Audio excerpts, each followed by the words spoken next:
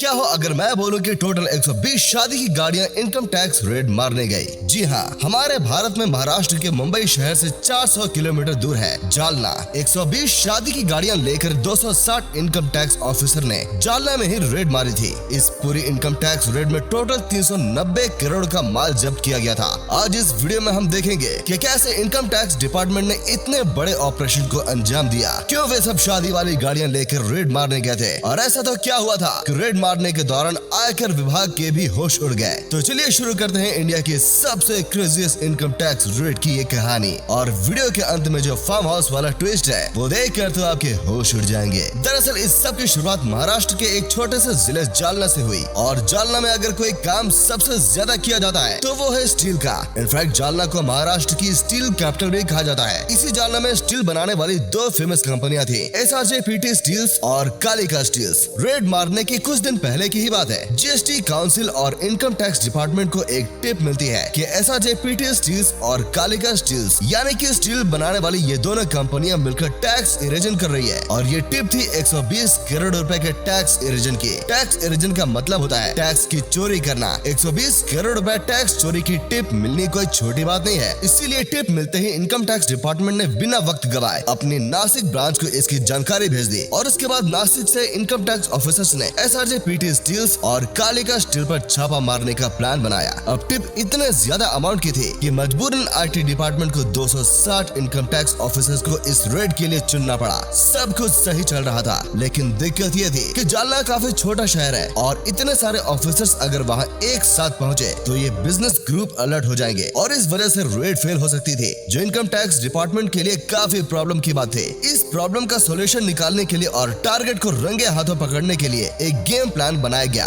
और इस प्लान को नाम दिया गया दुल्हन हम ले जाएंगे। और इस गेम प्लान को एग्जीक्यूट करने से पहले कुछ ऑफिसर्स ने 1 और 2 अगस्त 2022 को इन बिजनेस ग्रुप्स की रेकी की और इस रेकी की मदद से उन सारे जगहों को आइडेंटिफाइड किया गया जहां जहां रेड मारनी थी और डिसाइड हुआ कि SRJPT स्टील्स और कालिका स्टील्स कंपनी के ऑफिस, फैक्ट्री और उनके घरों पर रेड मारी जाएगी। इनकम टैक्स डिपार्टमेंट ने रेड के लिए इस प्लान को एग्जीक्यूट करने और उसे अंजाम तक पहुंचाने के लिए 3 अगस्त 2022 के दिन 120 गाड़ियां रेंट पर ली। क्योंकि जालना काफी छोटा शहर है, इसीलिए वो सारी गाड़ियां दुल्हन की तरह सजा दी और हर गाड़ी पर राहुल वेट्स, अंजलि और दुल्हन हम ले जाएंगे के स्टिकर्स लगा दिए। और प्लान के मुताबिक एक इनकम टैक्स ऑफिसर दूल्हा और बाकी 259 ऑफिसर बाराती की तरह तैयार होकर निकल पड़े, जिससे लोगों को लगे कि कोई बारात जा रही है और किसी को डाउट ना हो। जालना पहुंचने के बाद सारे ऑफिसर्स अलग अलग टीम्स में डिवाइड हुए और अपनी अपनी तय की हुई लोकेशन पर पहुंच गए। दोनों कंपनियों के सर्च ऑपरेशन करते करते रात हो चुकी थी और इस रेड में इनकम टैक्स ऑफिसर्स को दोनों स्टील कंपनियों के मालिक के घर से कुछ नहीं मिला। स्टील कंपनी की फैक्ट्री से कच्चे माल का घपला और अकाउंट्स में इनकरेक्ट एंट्री का फ्रॉड मिला और दोनों स्टील कंपनियों के ऑफिस से GST फ्रॉड की इंफॉर्मेशन और फर्जी डॉक्यूमेंट्स मिले। फिर भी जितना इस रेड में एक्सपेक्ट किया था उस हिसाब से कुछ भी नहीं मिल रहा था, इसीलिए सभी ऑफिसर्स का कॉन्फिडेंस भी डाउन हो रहा था। तभी कुछ ऐसा हुआ जिसने इस केस में फिर से नई जान डाल दी। SRJPT स्टील्स के ऑफिस से कुछ डॉक्यूमेंट्स बरामद हुए जिसमें एक फार्म हाउस का जिक्र बार बार हो रहा था, जिसका दोनों स्टील्स कंपनी से कोई लेना देना नहीं था और ये फार्म हाउस कोई प्रदीप बोरा नाम के एक व्यक्ति का था, जो SRJPT स्टील्स और कालिका स्टील्स के काले कारनामों में उनका साथ देता था। इनकम टैक्स ऑफिसर जब फार्म हाउस पहुंचे तो पहले तो उन्हें कुछ नहीं मिला, लेकिन जब उन्होंने एक शंकास्पद दीवार को तोड़कर देखा तो उसके पीछे उन्हें एक सीक्रेट रूम का गेट मिला और जब ये गेट तोड़कर ऑफिसर्स अंदर गए तो वहाँ बहुत से गद्दे रोल होकर पड़े थे और कुछ अलमारियां रखी थी। गद्दों और अलमारियों को खोलकर देखा तो इनकम टैक्स ऑफिसर शॉक्ड ही रह गए, क्योंकि गद्दों के अंदर 500 के नोटों की हजारों गड्डियां छुपी हुई थी, जबकि अलमारियों में सोने की ज्वेलरी,